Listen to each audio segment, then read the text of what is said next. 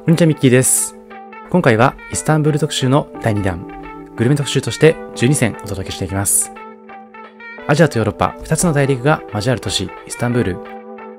古代から交易の中心として栄え、多様な文化が溶け合うこの街には独自の食文化が息づいています。港町ならではの魚料理、歴史のあるスイーツ、そして屋台で気軽に味わえる軽食まで、一皿ごとに街の暮らしや人々の感性が映し出されています。通りを歩けばスパイスと焼きたてのパンの香り、昼と夜でまるで違う表情を見せる街角には地元の人々の食卓を支えるような味、観光客を魅了する味がたくさんあります。ぜひこの機会に参考にしてみてください。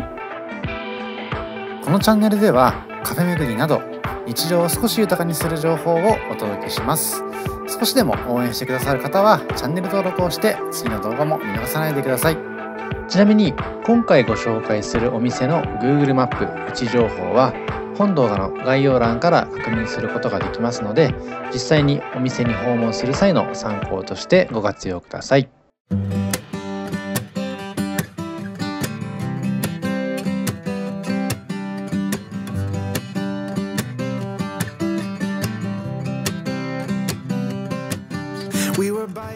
まずはじめは旧市街の名所、グランドバザール近くにありますドネルケバブの老舗、ドネルチ・シャヒン・ウスタ。1969年に創業し、カバルチャル市の裏通りに屋台から始まったこちらの店は、ピデと言いますトルコのヒレ焼きパンを用いたドネルを提供していまして、スミークという酢漬け玉ねぎやトマトを添えて折りたたまれたパンに薄切りのケバブがしっかりと挟まれています。特にパンの厚みと肉のジューシーさの組み合わせが高く評価されています。値段は1つ450トルコリラ、約1500円程度でいただけます。混雑時には行列ができることもあるんですけれども、開店も早いので短時間で立ち寄りやすい点も特徴です。さて、こちらは屋台のトウモロコシ、そして栗。観光の途中で気軽に立ち寄れます屋台スナックです。今回はエミネル広場近くの海沿い屋台を訪れているんですけれども、焼きトウモロコシに加えて栗も提供されていました。直火で炙られ焼き目がついたトウモロコシは香ばしく、トウモロコシそのものの甘みと焼きの香りが調和しています。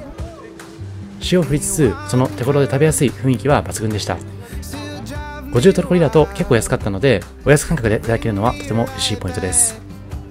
もちろん焼き栗が気になる方はそちらを注文するのも良さそうです。さて、こちらはトルコアイス屋。ドンドルマと呼ばれますトルコアイスは通常のアイスクリームとは異なりまして、粘りと伸びを感じさせるような食感が特徴的。トルコアイスとしておなじみのこういったパフォーマンスも楽しめますので、ぜひ観光の合間に訪れてほしいです。サレップという軟化植物の根粉やマスティックといいます樹脂を用いて作られるトルコアイスドンドルマ。そのため溶けにくくて弾力のある独特の口当たりになります。濃厚でしっかりした甘さながら、後味は意外に軽く、暑い季節の一休みにぴったり。ぜひとも体験も含めて楽しんでほしいです。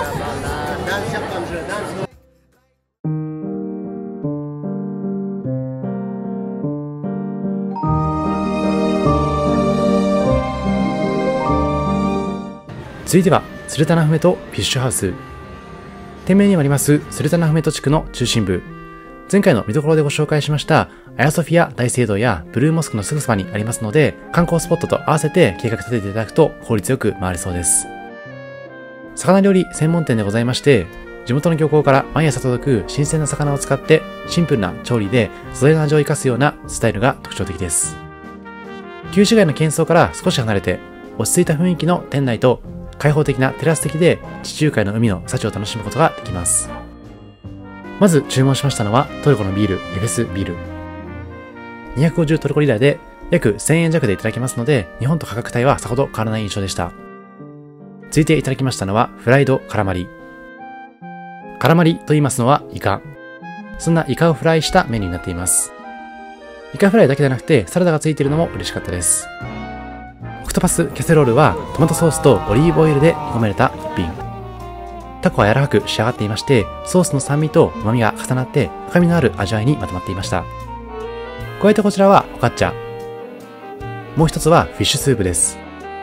フィッシュスープは白身魚の旨味がしっかりと溶け込んだクリーミーな味わい。さらにフォカッチャに関しましては食事の際についてくるんですけども、このお店は確かテーブルチャージもなかったのでとてもお得に感じました。フォカッチャ自体も軽く温められていまして、オリーブオイルの香りがふわりと漂うような一品。一緒にいただきましたオクトパスキャッスルロールにつけつついただくのもおすすめです。フォカッチャ自体は小分けにして提供してくれますので、サイズ感もとても良かったです。もちろん、オクトパスキャッスルロール以外に頼んでいたフィッシュスープにつけるのもおすすめです。そして食後にはトルコの定番でありますチャイもご提供。最後までお得感満載なお店でした。この地域行ってみたいと思っても情報量が多すぎて迷うことありませんか？このチャンネルでは実際に足を運んで体験したリアルな視点から観光や施設の魅力を丁寧にご紹介していきます。観光 PR や施設紹介、店舗紹介のご相談は概要欄のリンクからお気軽にどうぞ。それではこの後の店舗紹介もぜひ楽しみにしてください。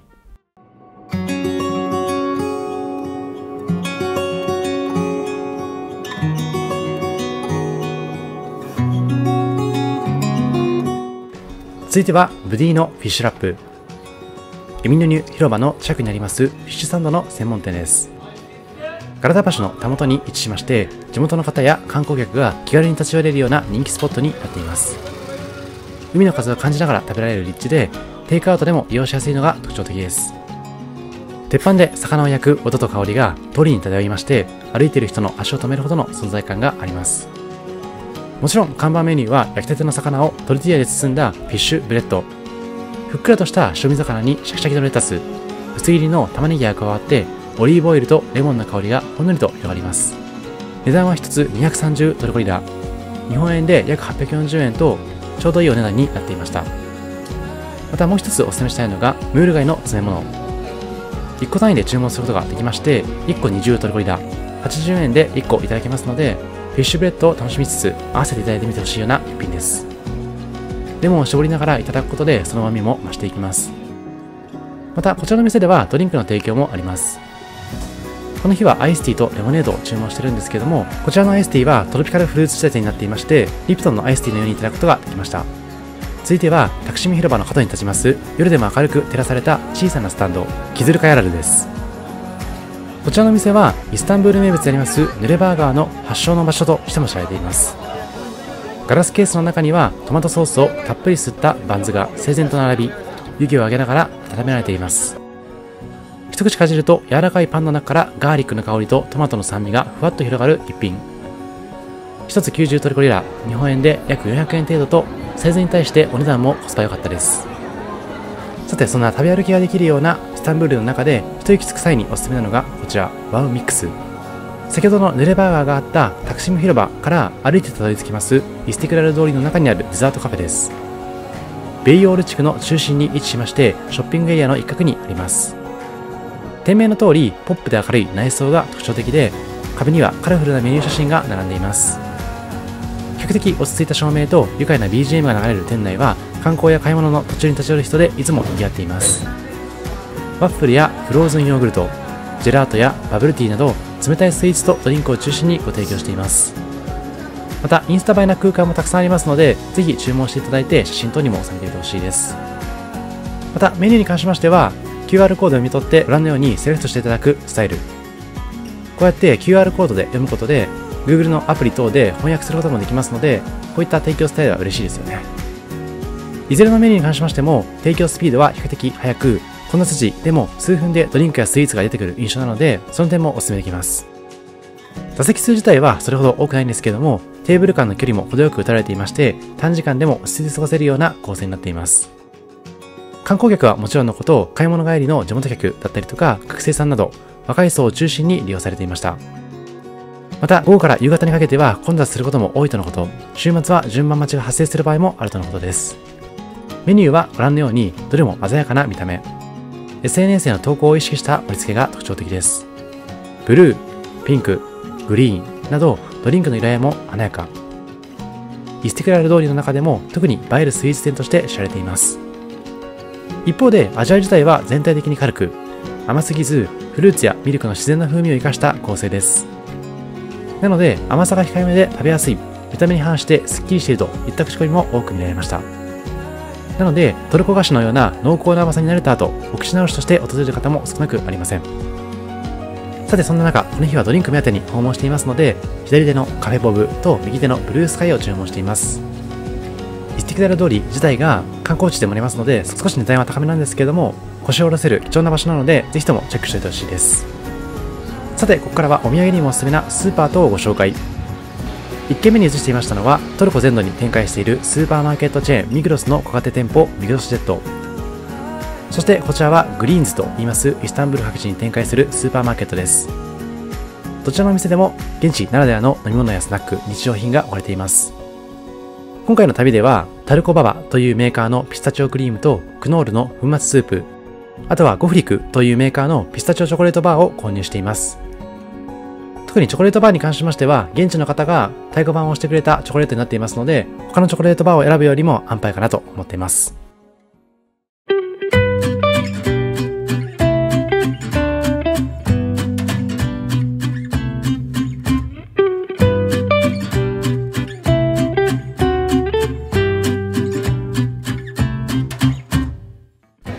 続いてはガラタフ島付近、ケマンクシュ地区の細い通りに位置します魚料理店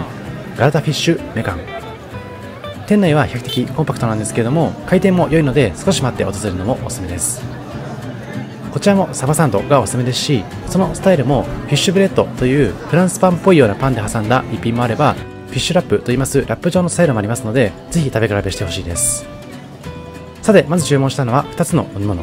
シャルガマージュルに関しましては結構癖があったんですけども、レモン風味アイスティーの方は飲みやすかったです。さて、こちらが先ほどご紹介したフィッシュブレッドとフィッシュラップ。先ほど別途ご紹介したサバサンドのように値段としては1000円いかないぐらいになっていまして、一方で食べやすさだったりとか、その塩気が効いた味わいはまさに現地らしさを感じるような美味しい味わいでした。加えて個人的なおすすめはフライドポテト。単純なポテトかと思いきや、このシーズニングの味わいが絶妙に美味しかったので、お腹に余裕があれば合わせていただいてほしいです。そしてそんなガラタフィッシュマカンの隣にありますのがこちら、イズミル石といいます屋台スタイルの軽食店。どうやらイスタンブール各地にもあるお店のようで、看板メニューはムール貝のピラフ詰め。こちらも1個あたりの値段で提供されていまして、20トルコリラで約75円でした。ぜひとも先ほどのサバサンドのお店からはしごして訪れてみてほしいです。そして最後はハーフィズ・ムスタファというイスタンブールを代表する老舗スイーツブランド。創業はオスマン帝国時代の1864年。店名にもその創業年度が書かれています。ガラタ橋やスルタナフメと周辺、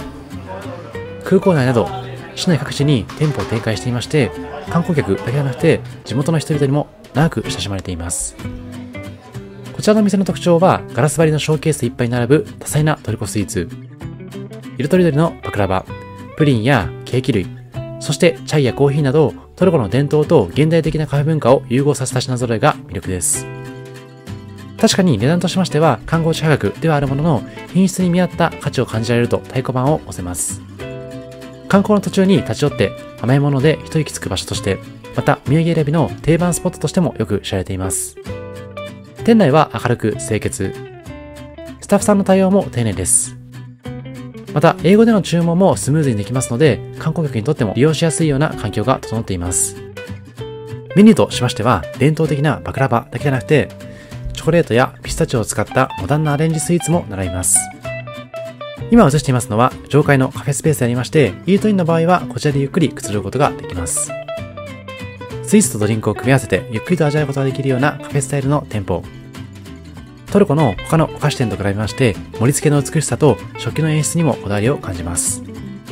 一口ごとに素材の香りと甘みがしっかり伝わりまして、見て楽しい、食べて満足という体験ができるのがこのブランドの最大の特徴です。さて、この日に注文しましたのはザ・ストーリー・オブ・イスタンブールというふんだんにピスタチオを使ったスイーツ。